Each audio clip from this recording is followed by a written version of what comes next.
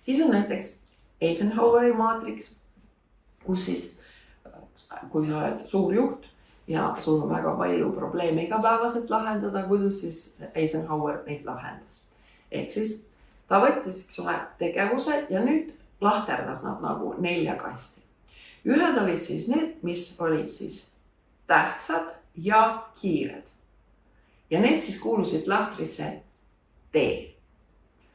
Nüüd järgmised selle kõrval on siis, mis olid olulised, aga mitte kiired. Ja seal on nimetustal decide ehk siis otsusta.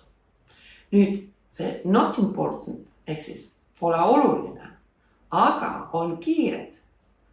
Neid delegeeri, mis ei ole sinu, aga on kiired, delegeeri.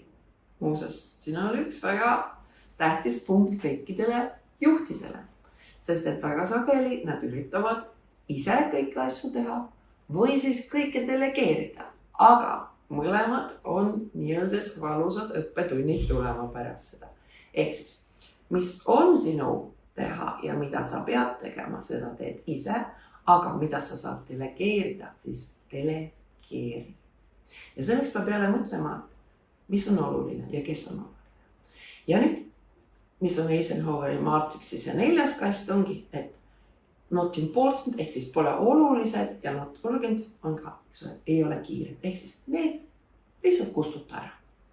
Seal on nagu huvitav, et kui te hakkate nagu igapäevaselt lahterdama asju selle maatriksi järgi näiteks, siis neil eriti, kellel on nagu väga palju igasuguseid ülesandeid, selgub, et mingi osa nendest ei ole üldse olulised ja mingit osa neist ei olegi vaja kunagi teha. Lihtsalt nad on nagu tulnud või lähenevad ise või keegi teine saab neid teha või see pole üldse teie probleem.